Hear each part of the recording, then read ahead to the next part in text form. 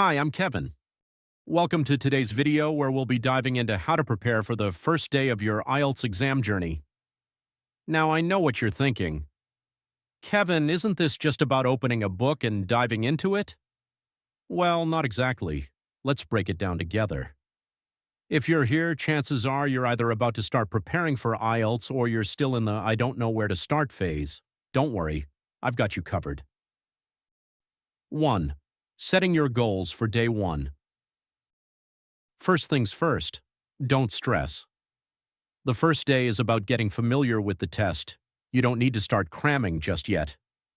What you do need to do is understand the test format, get to know the 4 sections, listening, reading, writing, and speaking.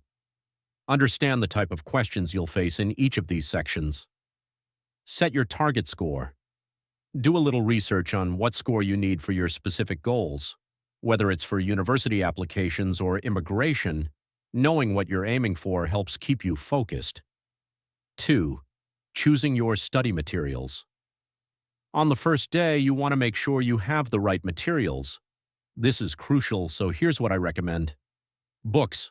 Grab a solid IELTS study guide, such as the official Cambridge Guide to IELTS. Online resources. There are tons of great apps and websites like IELTS Liz and IELTS Buddy to help you out. Practice tests. Start with a full-length diagnostic test to assess where you stand. Don't worry about your score on the first try, it's just to see where your strengths and weaknesses are. 3. Creating your study plan. Now it's time to get serious. I know it sounds like a lot, but don't worry, it's all about planning your approach. Divide your time. Each section of the exam needs its own focus. Make sure you're balancing your time between listening, reading, writing, and speaking. For example, you might want to focus on listening for the first couple of weeks and then rotate through the others. Set mini goals. Rather than aiming to study for 5 hours straight, which, let's be honest, never works, break it down into smaller chunks. 1 to 2 hours per session with breaks in between. Getting started with study. Here's what you should do on the first day to kick things off. Listening. Start listening to English audio. Maybe listen to a podcast, a news segment, or even some IELTS listening practice exercises. Try to make it a habit from day 1. Reading. Get into the habit of reading English texts, newspapers, blogs, anything. Focus on identifying the main ideas and key details. IELTS reading tests are all about skimming and scanning. Writing. Start with brainstorming. Write down topics that commonly appear in IELTS writing. Task 2 and jot down any ideas that come to mind. Speaking. Find a speaking partner or practice speaking to yourself. Focus on fluency and pronunciation. Use the mirror trick. I promise it works. 5. Mindset is key. Now, here's the most important piece of advice. Stay calm and patient. The first day is all about setting yourself up for success, not about doing everything at once. Don't let the pressure get to you. It's completely normal to feel overwhelmed, but remember, progress is progress, no matter how small.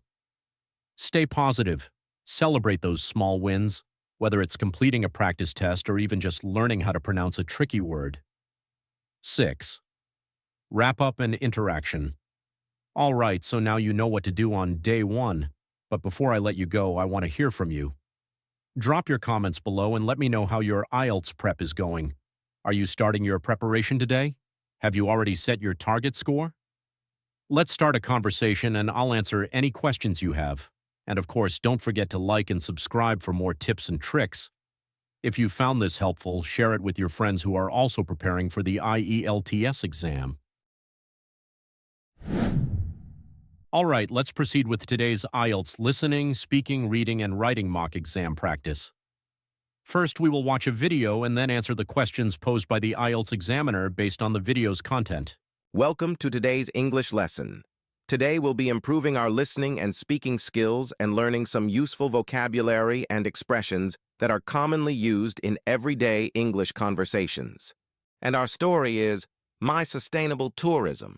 It's a fantastic opportunity to practice your listening and speaking skills while learning how to talk about your day-to-day activities in English. Listen carefully. Hi, I'm Kevin.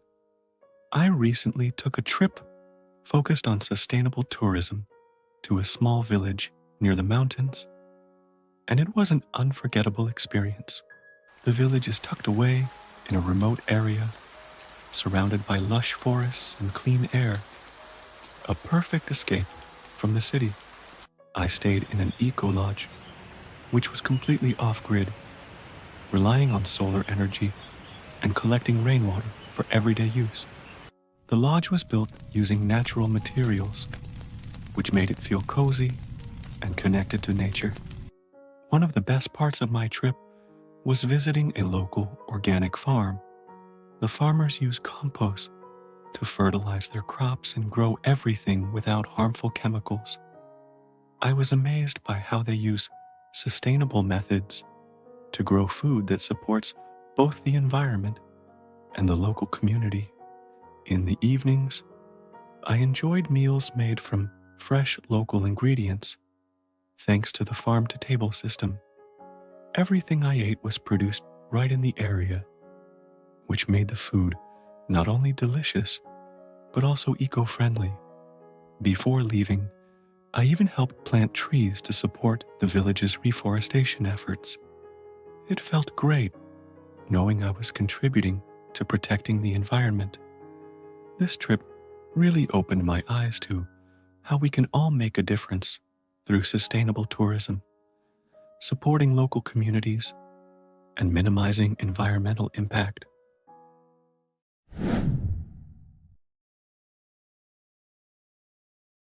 Question 1. Can you tell me more about the trip you took to the small village near the mountains? Sure. I recently traveled to a small village in a remote mountainous area. It was a sustainable tourism trip, which was a unique experience. The village is surrounded by lush forests and clean air, providing a peaceful escape from the hustle and bustle of the city. I stayed in an eco-lodge, which was entirely off-grid, using solar energy and collecting rainwater for everyday use. It was built using natural materials, which made it feel cozy and in tune with nature. Question 2. Why did you choose to visit this village?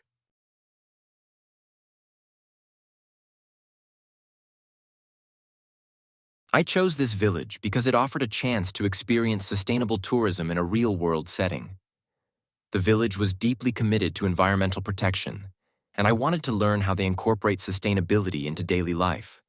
From eco-friendly lodges to organic farming practices, it was a great opportunity to experience how tourism can have a positive impact on the environment and local communities. Question 3. What is sustainable tourism? Can you give examples from your trip?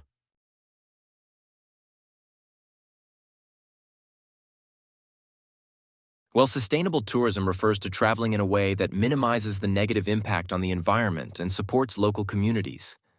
On my trip, I stayed in an eco-lodge that used solar energy and collected rainwater, reducing its environmental footprint. I also visited an organic farm where the farmers used compost and avoided harmful chemicals to grow their crops. These practices are great examples of sustainable tourism because they help preserve the environment and promote local agricultural practices that are both eco-friendly and economically beneficial. Question 4. How did the local people benefit from your visit?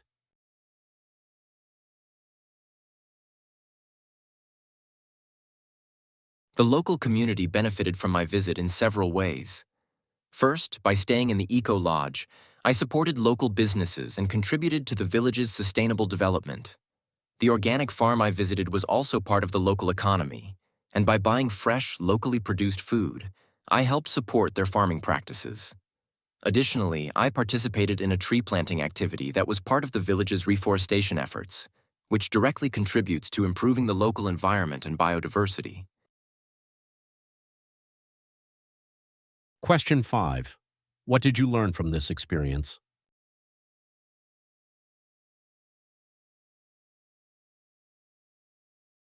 Well, this trip taught me a lot about the power of sustainable tourism. I realized that when done correctly, tourism can have a positive impact on the environment and local communities. I was particularly impressed by how the villagers use sustainable farming methods and eco-friendly building practices. It showed me that small-scale, responsible tourism can make a real difference in protecting the environment and supporting local economies. Question 6. Do you think tourism should focus more on sustainability in the future?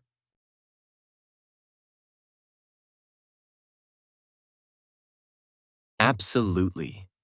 As more people travel, the environmental impact of tourism increases, so it's crucial that we shift towards more sustainable practices. This not only helps preserve the natural world for future generations, but also empowers local communities to thrive without relying on harmful practices. I believe sustainable tourism can help balance the economic benefits of tourism with the need to protect the environment.